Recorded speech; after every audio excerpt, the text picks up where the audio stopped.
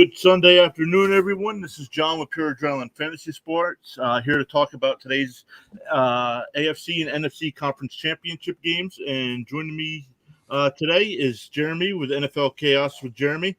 Jeremy, good morning. How are you? Morning. Doing well. Good, How are you? good. I know you were up late. I know you did a mock draft over on your channel last night. So, Doing well. guys, if you're into mock drafts, make sure you check out Jeremy's channel. It's linked down below. So I know he's got some cool stuff coming up in the off season as well. Doing some mocks there. So let's get into today's games.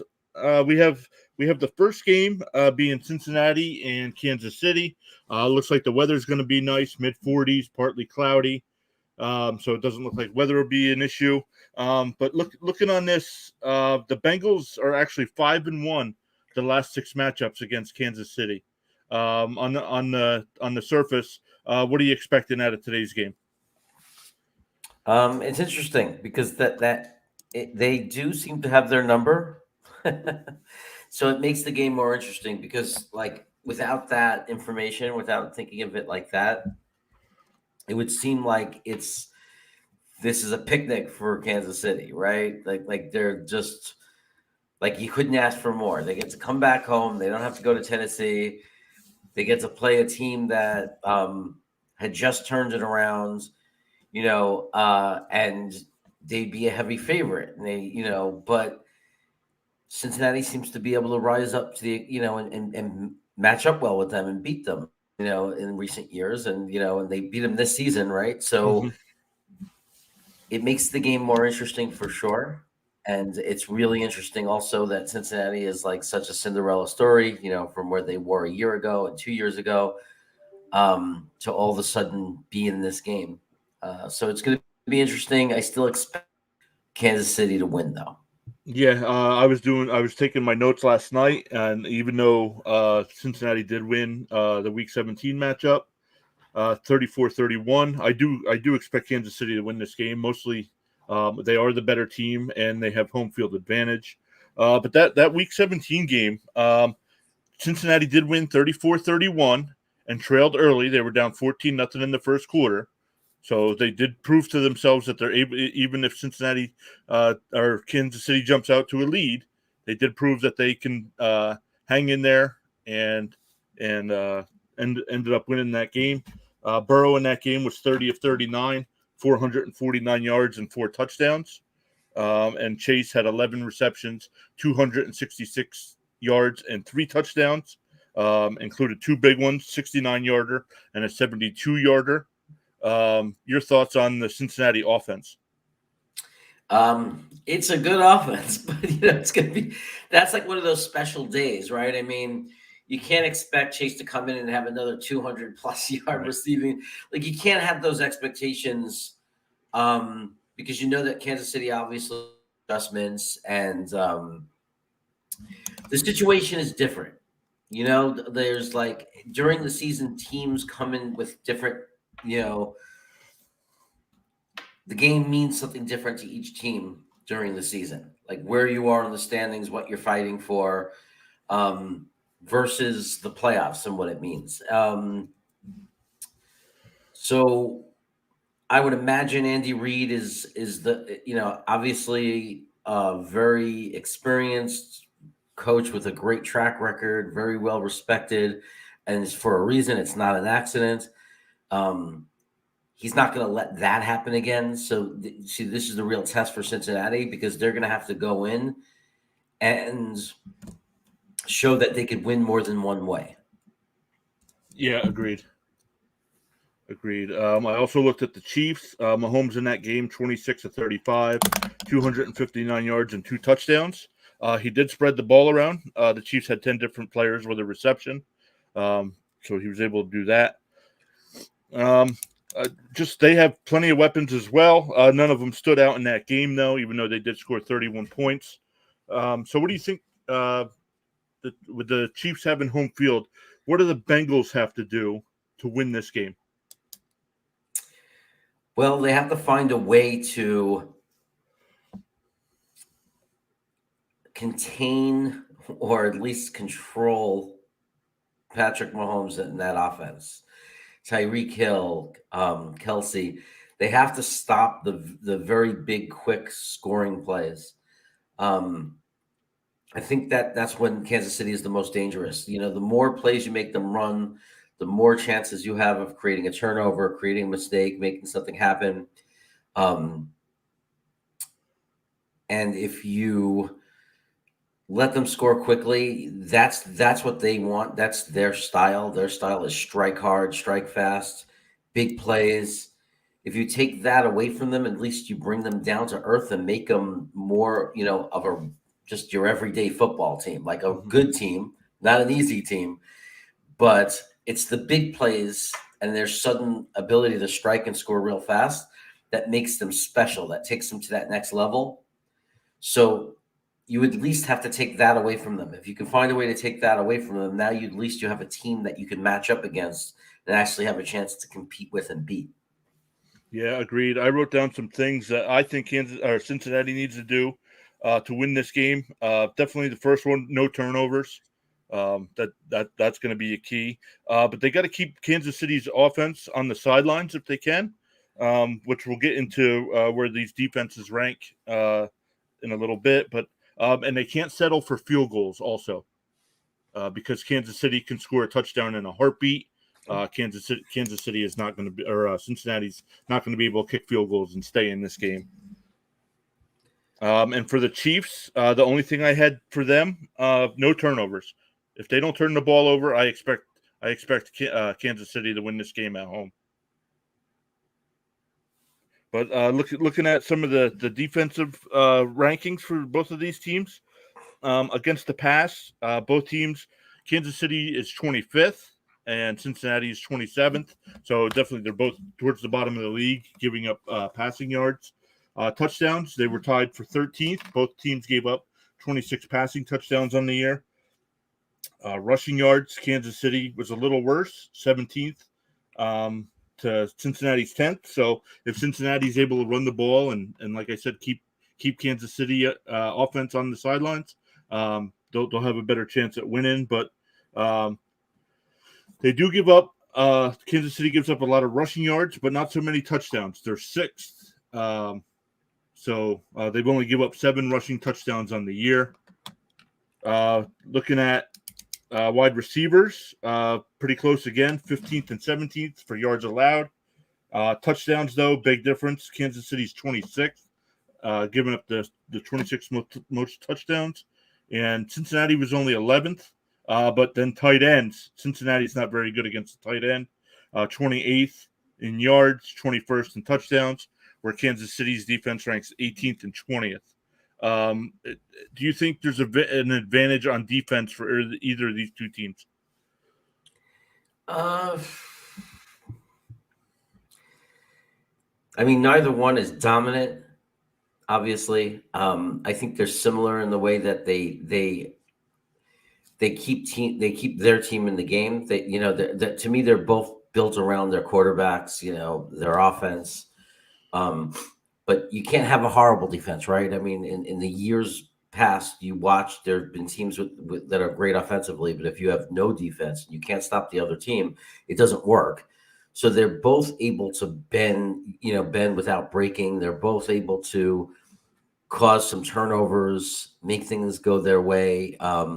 It's not like just because it's not the strength of the team that they're particularly bad, but it's not like you think about those when you play either one of those teams, you don't think, oh, this is a defense we're not going to be able to do anything against. Right. Agreed. I think the pressure of playing these teams is you have to do more than just okay.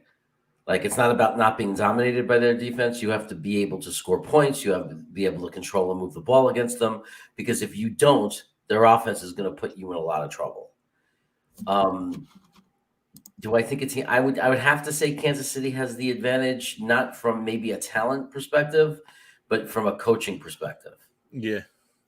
So I would have to say Kansas City just because of the experience and the coaching and Andy Reid. Yeah, agreed. I'm looking at Benjamin says, "Yo, Benjamin, how are you? Thanks for watching. If you have any questions or comments about or predictions about either of the two games today, let us know in the chat. But then looking at some more of the stats here, sacks allowed, Cincinnati gave up the 30th most sacks, so definitely a ton there. Kansas City was only fourth. Fumbles, actually, Kansas City does actually turn the ball over quite a bit on the ground, where they were dead last, and Cincinnati is 11th. Defensive touchdowns was no. Points allowed, both teams were pretty close. 21.4. Cincinnati gives up 21.4 points a game, where Kansas City gives up 22. Kansas City gives up 22.1. So definitely everything on paper says this is going to be a good game. It's just going to come down how well Cincinnati can protect Burrow, which in the previous matchup, Kansas City did sack him 4 times. Now, in the playoff game against Tennessee, he was sacked 9 times. But I didn't look up the actual stats, but he's actually the fourth rated quarterback under pressure. So even though he does take a lot of sacks, he can withstand it and keep going. Benjamin says, I think the Bengals are really hot and have lots of hype. I want them to win, but I think Kansas City will win as well. I'll give my prediction here in a little bit. He also said if Burrow can stay calm in the pocket or scrambling, I think they could win. Depends on the running game, honestly. Agreed. That's what it. If Mixon can have a big day and they can keep Kansas City offense on the sidelines and don't settle for field goals, I expect Cincinnati definitely to be in this game. But if those things go wrong, Kansas City could blow them out in a heartbeat. Jeremy, your thoughts on Burrow?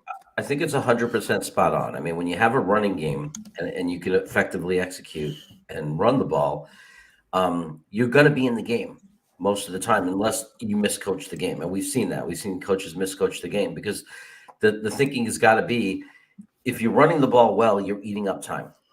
You're keeping your defense off the field. You're keeping the other team's offense from developing too much of a rhythm.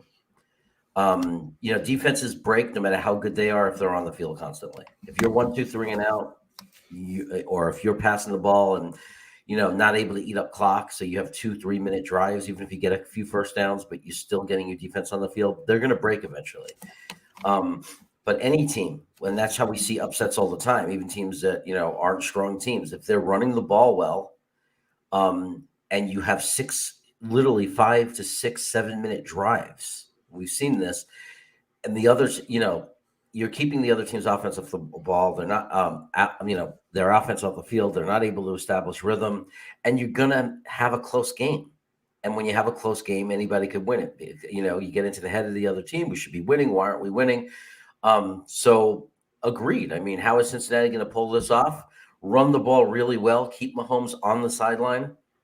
Keep it close, and get a big turnover. Or get a big play, to chase or something, let the magic happen. And, that's how they can win that game. And if they can't establish the run, if Kansas City is able to stuff them and stop them from being effective, even for a quarter or two, that's going to be very deadly for Cincinnati because Kansas City is, will light you up like a pinball machine. Mm-hmm. Yeah, and they do it fast too. So Benjamin says Burrow needs to throw for 446 yards like last time against the Chiefs. We need Patty to have a bad game too. Actually, I don't think he needs to do that. I don't think Burrow needs to do a 446-yard game again. We've been talking. I think controlling the clock here in the playoffs, like Jeremy was just saying, running the ball. I think that's going to have a bigger impact on the game. No turnovers. So I taking a look at this game, if you never know what's going to happen, but with Kansas City being the home team, I expect the Chiefs to win this game 31-24. I expect it to be close. So Jeremy, any score predictions on or final thoughts on this game? Yeah, I mean, as much as I want Cincinnati,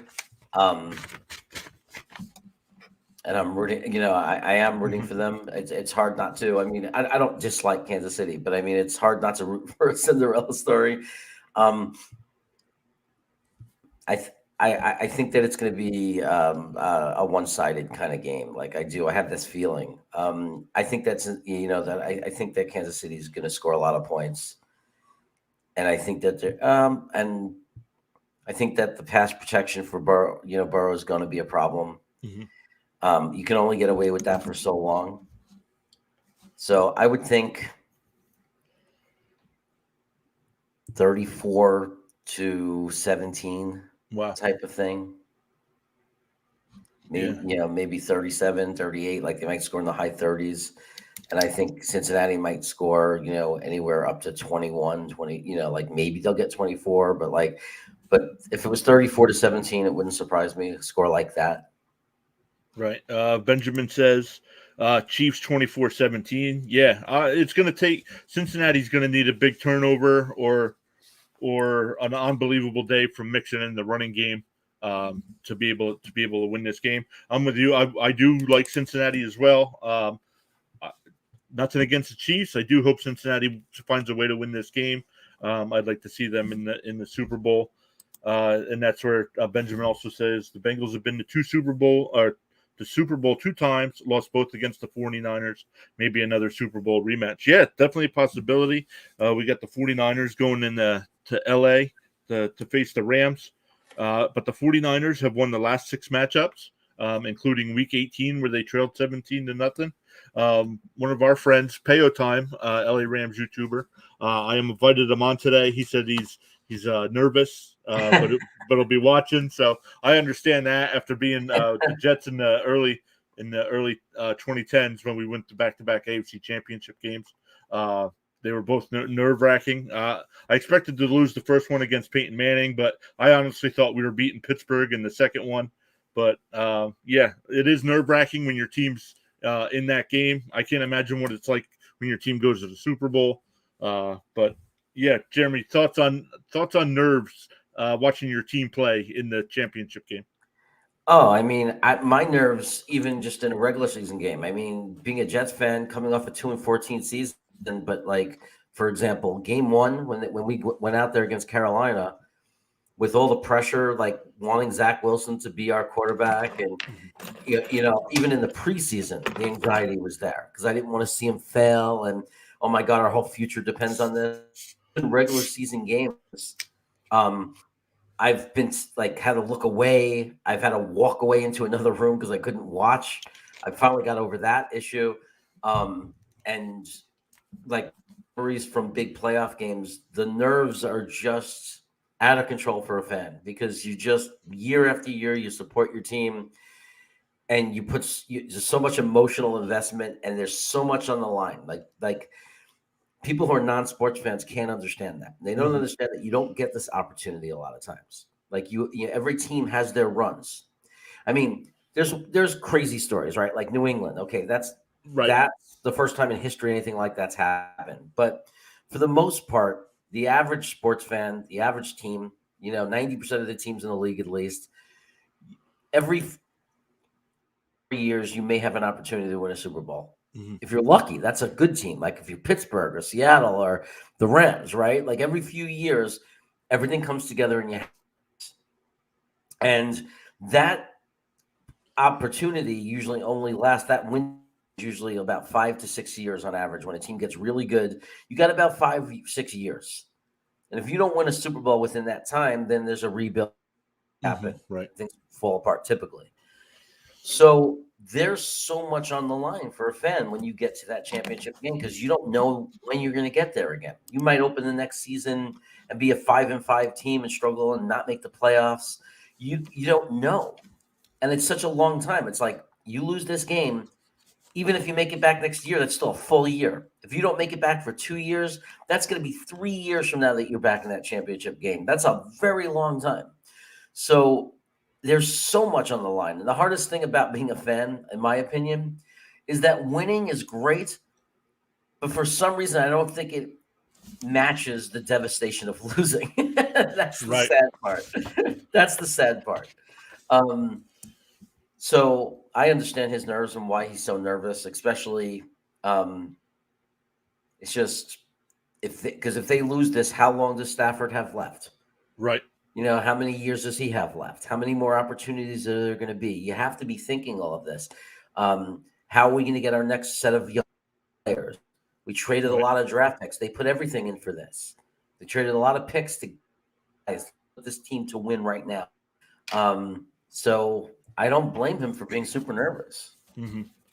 Yeah, Benjamin says he's a mod for Peyo's channel.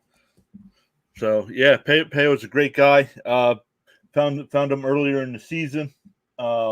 Became friends pretty quick. I usually watch his live stream as well as yours, Jeremy. But yeah, so I'll be watching today. So hopefully his team can make it to a Super Bowl. I know he became a fan. I think it was '99 when they went to the Super Bowl, and they won it then. So he's like you said, you never know when you're getting back. Now they did lose. I forget how many years ago it was, but you never know when you're getting back, and so you got to enjoy it while you can.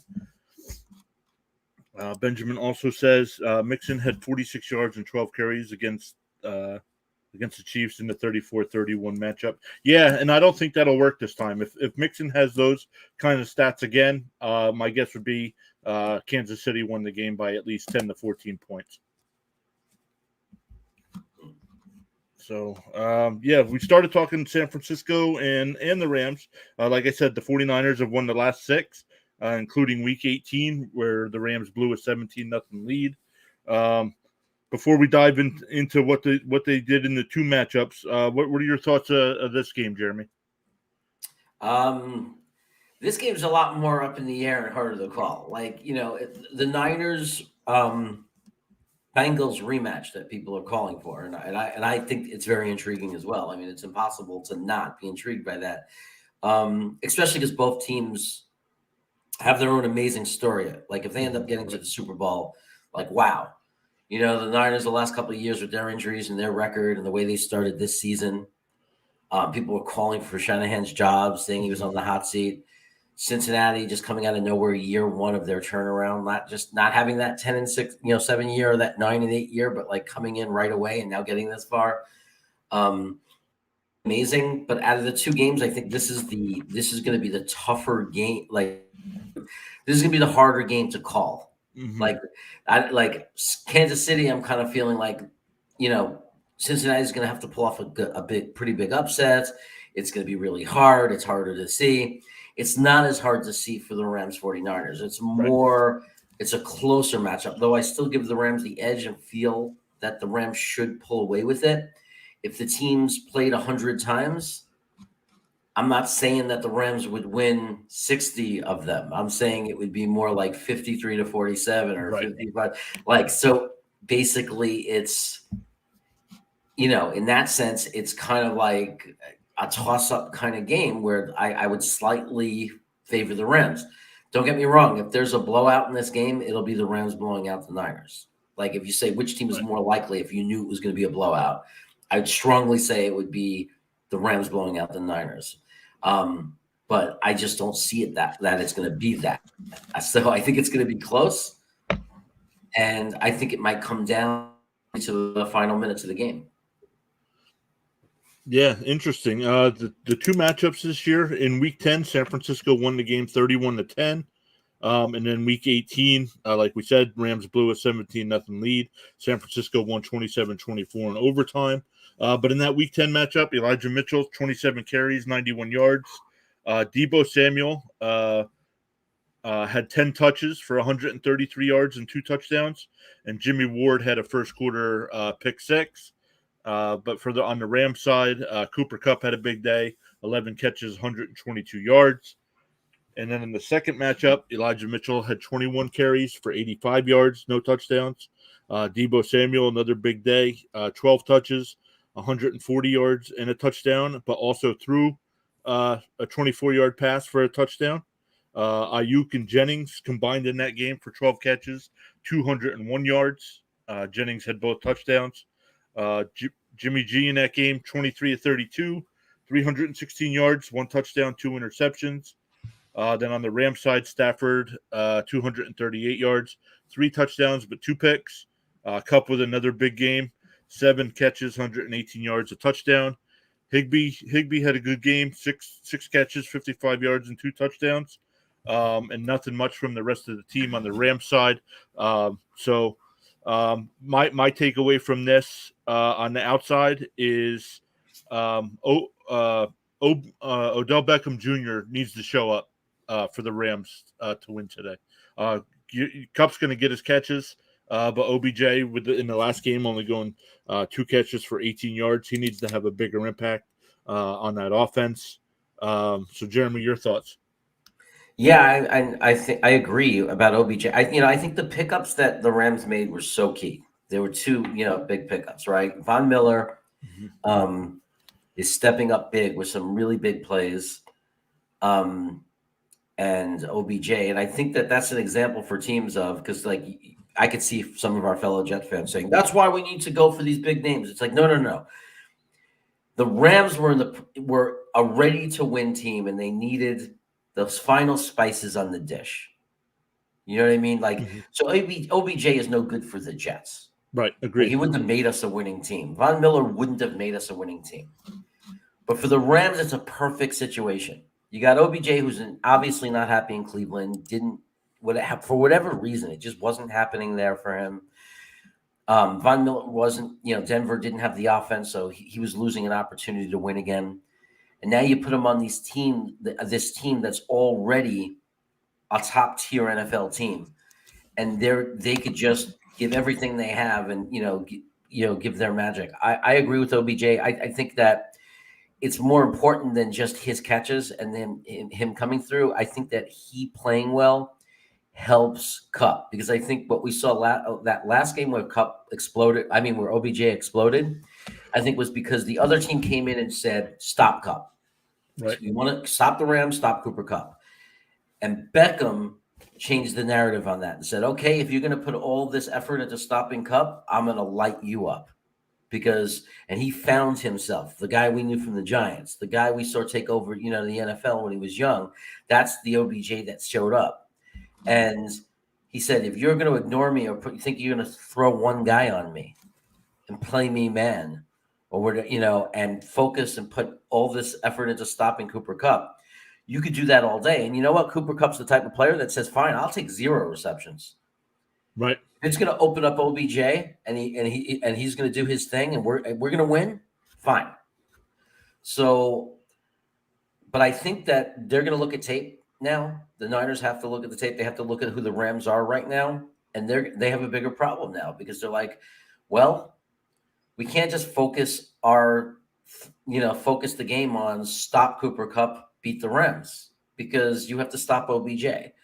Because I'm saying to say his name wrong, OGB or whatever, but Beckham, because he's, I'm bad at acronyms. But the point is that now they have 2 very dangerous players, and you can't ignore one or the other, because Beckham looks like the Beckham that he was these last few games. He's dangerous, he's lethal, and he'll kill you if you're not careful with him. So that's a tremendous pickup for the Rams, just tremendous. And I think that he has to, obviously, I don't see why he wouldn't, but he has to play well. And as long as he plays well, as long as Kupp and Beckham are both able to take advantage of each other and the attention that they create from the defense and do their job and beat and win the one-on-ones, the Rams are going to be really hard to beat. But the challenge is San Francisco has an amazing defensive line, and they have very dominating games. And if they're on, Stafford's going to have to do it with very little time. So it's all about, can they protect Stafford? Can they give him the time he needs to even find Cooper Kupp and find Beckham? Yeah, agreed. So we'll see. I'm actually glad that's the second. I think that's the better of the 2 games. So I'm glad that's the second game today. But looking at the defenses, passing yards, the Rams actually give up a lot. They're 24th in the league against the pass, where San Francisco is only 6th. But they kind of flip again for passing touchdowns. The Rams are 2nd, and the 49ers are 12th. So the Rams don't give up many passing touchdowns. Rushing yards, both in the top 10. But rushing touchdowns, the Rams give up are 15th in the league, where 49ers are 20th. Let's see here. Wide receivers, they're both 28th and 23rd. And tight ends, they don't match up very well. The Rams are 17th in the league against tight ends, so Kittle could have a big day. But what do you think it's going to take to absolutely win this game for either team? Well, I think we talked about what the Rams have to do. They have to protect Stafford. Stafford's going to have to be able to deal with some pressure, have good pocket awareness, know where to step and everything. The Rams will definitely need a running game. They're going to need to, they can't just keep throwing the ball, and they're not going to be able to live that way against San Francisco's defensive line. They're going to have to establish some kind of run, even if it's not super effective, even if they're not running them over. They're at least going to have to force San Francisco to think about the run and have it, be part of the game. And defensively, I have no problem. That's how the Rams would win, really. For the most part, it's going to be their big opportunity to really control the game is for their defense to just, shut down San Francisco and make them look like the offense they were last week against Green Bay that needed their special teams. Like, they got to do that. They got to have that kind of performance like Green Bay did. They just got to shut them down. And then even if it's a defensive game, the Rams have the weapons to get enough points to win. On the San Francisco side of the ball, they need success in doing what they do, and that means they have to successfully run the ball, control the line of scrimmage, win in the trenches. They're going to need some big plays from Deebo Samuel. They're going to need some big plays from Kittle, and their defensive line is going to have to be amazing. Like, they're just going to have to dominate Stafford. They're going to, like not let him be comfortable, not let him drop back. Arden Key has to step up and have one of his big games. Like, all those names on the Niners team, like, they really have to show up. If they show up and control the trenches on both sides of the ball, if they establish that running game and then, kind of pull the Rams into the box and then can open up some big plays. And if they can win on the defensive line. So it's really a win in the trenches kind of game for the Niners. Yeah, agreed. Looking at it here, I have some of the keys. Looking at defense, San Francisco gives up 21.5 points a game, where the Rams give up 21.9. So very close there. The big thing I looked at was when the offense is on the field, do they give up defensive touchdowns? No, San Francisco did not give up any defensive touchdowns. They did allow one kickoff return for a touchdown. But the Rams are dead last. They gave up 5 defensive touchdowns. And including the first matchup, San Francisco did have a pick 6. So that's going to be a big key to this game as well. Both teams don't give up many sacks. I'm going to say things are going to go well for the Rams today, and I have the Rams winning 24-13 at home, and heading to the Super Bowl. What are your thoughts? I actually have the Rams 23-16. Wow. But I think it's going to be scary at the end. I think that the Niners will have their opportunity to try to, that's how it'll end, really close with the Niners, within a score, within, one possession score, like in the fourth quarter. Like, it's gonna be that kind of game. But I think that the Rams will step up and stop them. I think Jimmy G is like, he's not the guy that has proven he could step up and deliver. So I see the Rams going in with a small lead into the fourth quarter, a 1-score lead, and holding it. Yeah, agreed.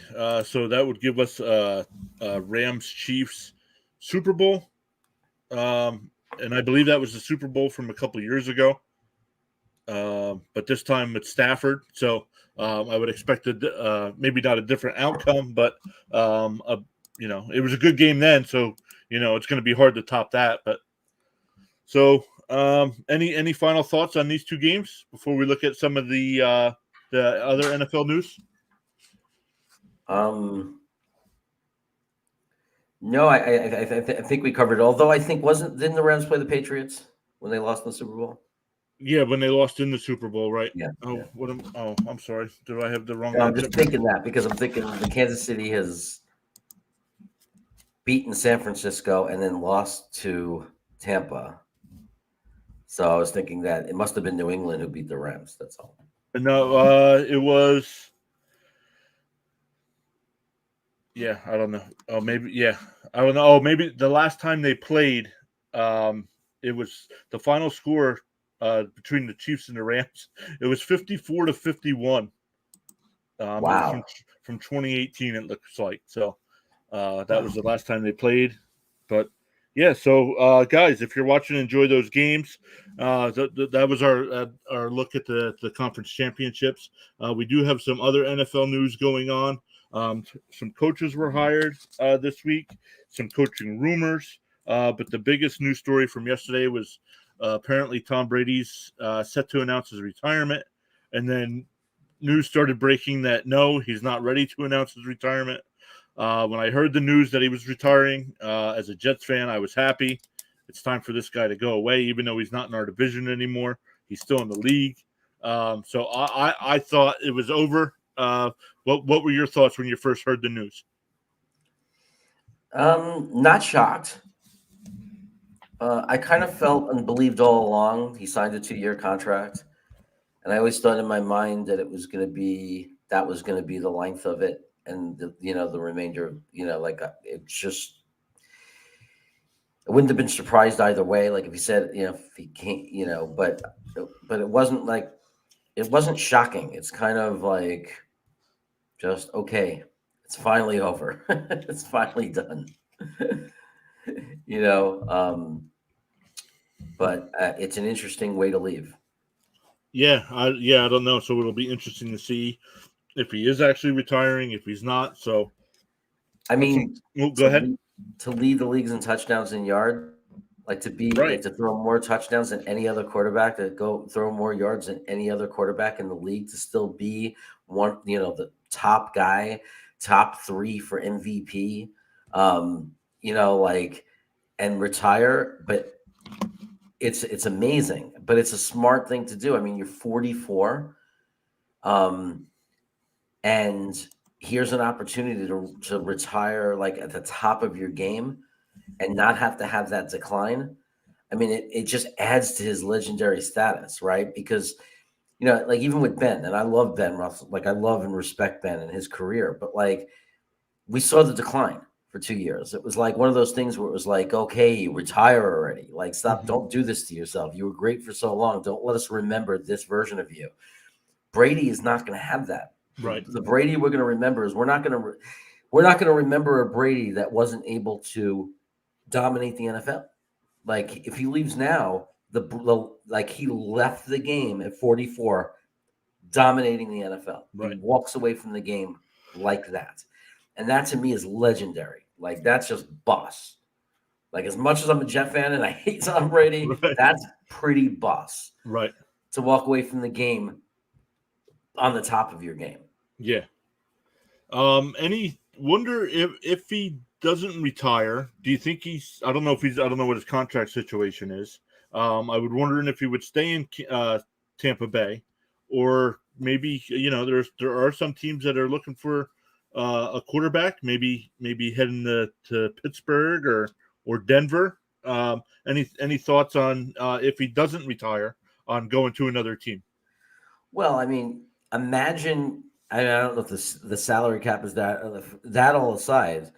Can you imagine if he said one more year and went to San Francisco and said they're going to keep Trey Lance on the bench because he didn't look ready yet. We're going to let Trey develop another year behind Tom Brady, and you put him on the Niners. Wouldn't that be the sickest thing in the world?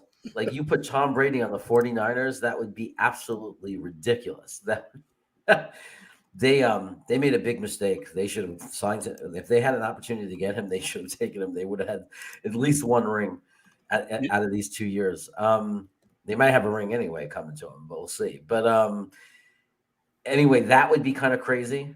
If he went to Denver, they would be immediately a contender, obviously, maybe even one of the favorites. I mean, uh, if he went to not that he would, but I mean, like teams that, like, if you threw him onto Miami, all of a sudden they would be dangerous. He's that kind of quarterback, right? He's the kind of quarterback that where you could put him in a lot of different spots around the league, and suddenly that team would be dangerous. That's what makes him so just ridiculous, like ridiculously good. Because how many guys can you say that about? Like, there's usually 2 or 3 quarterbacks like that in the league that can turn any average team, like a team that's average or slightly above average, into a Super Bowl contender. And Tom Brady is that. Yeah, agreed. Now, on Twitter, there was a picture going around of Tom Brady in a Jets uniform. What would you think of that? I know we're not a team that's even close to a championship, but for a player we've hated for so long, what would you think if he were to come over? I would think the Jets were horrendously misguided. Like, I would lose. It would devastate me, because I finally think we have an organization that's headed in the right direction and looking at things the right way. Bringing in Brady, the problem with it is, you're right, we're not good enough. He'd make us better, but he wouldn't win the Super Bowl with us, because he Right, didn't win the Super Bowl with Tampa this year, and Tampa Bay's roster outside of Brady was so far superior at this moment than the Jets. right, So he's not going to win a Super Bowl for us, and all you're doing is taking the franchise quarterback we're trying to develop, or potential franchise quarterback we're trying to develop, and you're screwing it and putting a wrench in those plans. And plus, the money it would take to get him would mean you're not developing the team and getting the right free agents and combining it with the right draft choice. So it'd just be a horrible move for the organization. I think that it wouldn't go well, and the Jets would never really open to Tom Brady. I don't think Jet fans want it.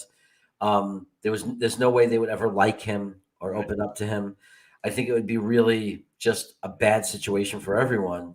And I'm not worried about it, because I'm about 99.9999999% sure and positive it won't happen. Any thoughts on Aaron Rodgers?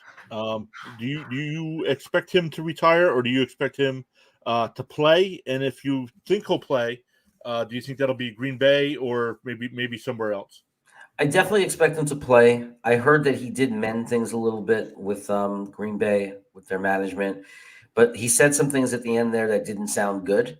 If I was a Green Bay fan, um, I would, because I don't. Why would you play the game? Why would you play with people's heads? Like, it doesn't make sense to me. Like, it's not fair to your teammates. It's not fair to your city. Like, if he wanted to come back in Green Bay and all was forgiven, why wouldn't he go out and say that the last game? We'll be back next year. I'm not done with this team. I want to play the rest of my career. I'm down with the Packers, and we're going to get over that hump, and we're coming back next year. Look out for us. The fact Right, that he's not saying any of that, I would worry as a fan, just because, like, even if they like to have to convince him to come, you want players who want to be there, right. right? You want a player who wants to be there wearing your uniform. Having to, like, be convinced to please stay, and we're sorry, and him saying, okay, I'll stay. Like, that's not the way you want to go into it. It's not healthy. Um, I would be surprised if he retired. I don't think he wants to go out on that game the way it was. I think he wants to prove. I think he has something to prove still. And I think it's hard for people to retire when they still have something to prove. I think he's looking for the right situation. I think he's hoping for the right opportunity. Where can I go right now, win right now, and do what Brady did with Tampa and shove it in their face, and shove it in everybody's face for everyone who doubted me. So that's where I think his head's at. Yeah, agreed. Now, looking at it, even if he does return to Green Bay, right now they are 50 million over the cap for next year. So, I mean, that team's going to look a lot different. And right now, Adams isn't under contract as well, and there's rumors out there that he's looking for close to 30 million a year. So, I do expect him to play next year, but I believe it'll be with another team. And my two guesses would either be Denver or Pittsburgh would be the two places where he ends up. Yeah. Well, anyone who pays Devontae Adams, ridiculous money, I think, is making a big mistake. Look at the years of playing for Green Bay, like Cobb. What did Cobb do outside of Green Bay? You Right. know what I mean? Exactly. Like it's I'm not saying Devontae Adams is not talented, but like as far as like for example the Jets, because you'll hear Jet fans saying we should get Adams, we should get Adams. It's like no, we like not at that money. Like Right. that's are you crazy? I'd rather have two $15 million receivers. Right. Um, uh, I don't know that Elijah Moore years 3, 4, 5 of his career wouldn't be better than Devontae Adams on Green Bay. I'm not saying he would be. I'm saying I don't know that he wouldn't be. Right. Like I just I think we got I think we got a very special young wide receiver, and we have him on the cheap for another in control of his contract for another 4 years. Um, and I just don't believe in putting that high of a percentage. I think the only position you can afford to put that kind of salary into is quarterback. Mm-hmm. Like you can't do it in positions you have like I just don't see how you'd have enough cap space to spread around to everybody else, and it would be a stupid move for the timing. I mean, if you happen to be 30 million under the cap and you had every other piece in place, and you bring in Devontae Adams and you win a Super Bowl, fine. But when you don't have the other pieces in place, what's the point? Because Right. now you're going to just stop yourself from putting the pieces in place. You don't go for the big name, for the big money until that move gets you a Super Bowl. Rams blueprint, right? The Rams added these key pieces on when they had a team that was ready to compete for a Super Bowl. Right now, if you're any team that's building that team, if you're trying to build and get there and get to that, you should not be. And we watched the Jets do it. Le'Veon Bell, Brandon Marshall, like over the years, means big money when you don't have a good foundation and you're not a strong team is stupid. It's just wasting time. They maybe they get into the wild card game, fine, but it's not going to get you where you need to go, Right. and you're never going to get there because they're temporary band-aids. It's like build a foundation, and then you get, as I like to say from the Reggie Jackson days of the Yankees, then you get the straw that stirs the drink. Right. Right. Agreed. Yeah. Absolutely. And looking at some of the other teams, we had Sean Payton from the Saints step down. It'll be interesting to see. My guess is he'll probably go to TV. But the Saints are almost $76 million over the cap, so they're going to be in a lot of trouble there. But some other coaching news: we had Nathaniel Hackett getting hired in Denver. Brian Daboll getting hired with the Giants. Any thoughts on either Peyton, Daboll, or Hackett? I think the Giants did a good job, and like I think it's unfortunate for them and Judge that it didn't work out. Like, I'm one of the few people maybe that think that Joe Judge didn't get the best deal. Like he made a mistake going to the Giants, like to take his shot because a lot of times you don't get another chance as a coach. I didn't think he was as bad as a lot of people think he is. I think that he, if you look at the injuries and you look at the situation, I don't know that he was that bad of a coach. I really didn't see him as like I didn't see him the way I look at Nagy. I look at Nagy, I go, "There's a bad coach." I look at Matt Rule and I say, "There's an overrated bad coach." Like to me, it's a joke that people thought these guys were good coaches. But I think the Giants did a good job, and Gettleman leaving the way he did was good. It's safe face for them. Smart move, getting him to do it that way to retire, and getting the GM, the assistant GM from Buffalo. Then he brings in a guy he knows. The reaction of the players, if you look at what Josh Allen and what Diggs are saying about this coach, it's that's to me the only other move is like Flores, like that. That's the only thing I'll ever doubt that you didn't bring him in. But I think given the GM that they hired, I think that it's a good move. Like Right. I think it's not a guarantee. It never is, but it's a very good. I mean, it's a guy. You have a head coach now who's been through a transformation, who's obviously good with quarterbacks, and has taken a bad offense and turns a quarterback's career around, helped them develop and build a great offense. So I think it's a good move. I think Denver. I don't know as much about Hackett. I'll be honest. So I'm sure they have their reasons and everything, but like we'll learn more about them. I think that, again, it was risky firing their coach because I didn't think he was a bad coach. So, Right. so you're saying that this guy is going to be a better coach than Vic. We'll see. Yeah. Yeah. Kind of my thoughts on Hackett are, how good is he? He was with Aaron Rodgers. That's like saying Adam Gase was going to be a great head coach because he had Peyton Manning. You never know. Like you said, you never know how a guy's going to turn out. But when these guys are with that level of quarterback, is it really the coaching or is it the player? So it'll be interesting to see how Hackett does there in Denver. I agree with you. I like the Daboll signing with the Giants.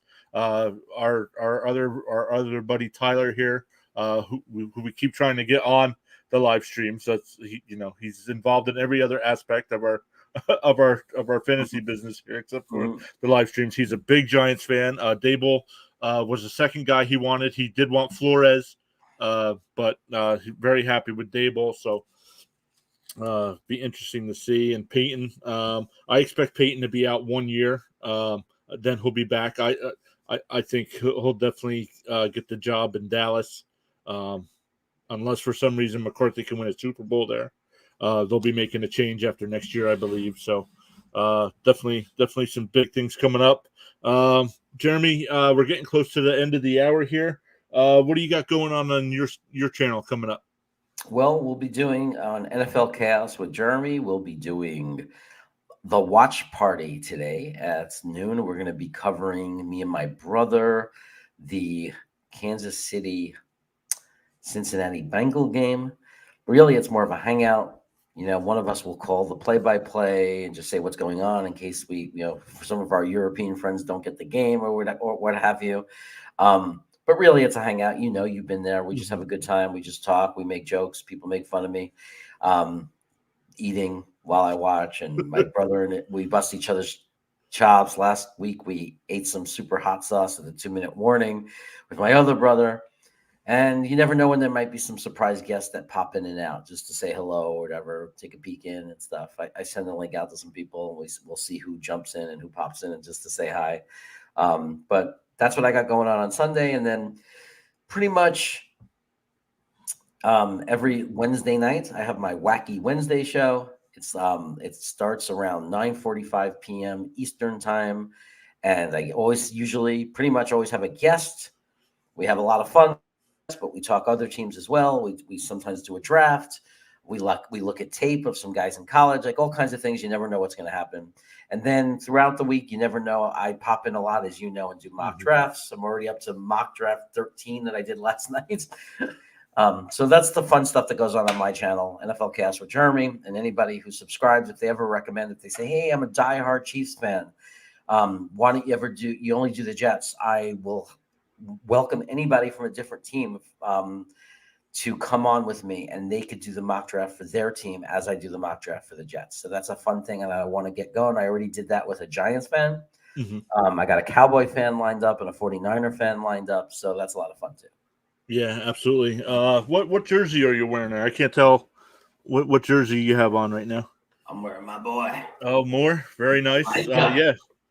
So one of my things this coming off season, I need to take care of this behind me. Need to make it look a little bit more professional.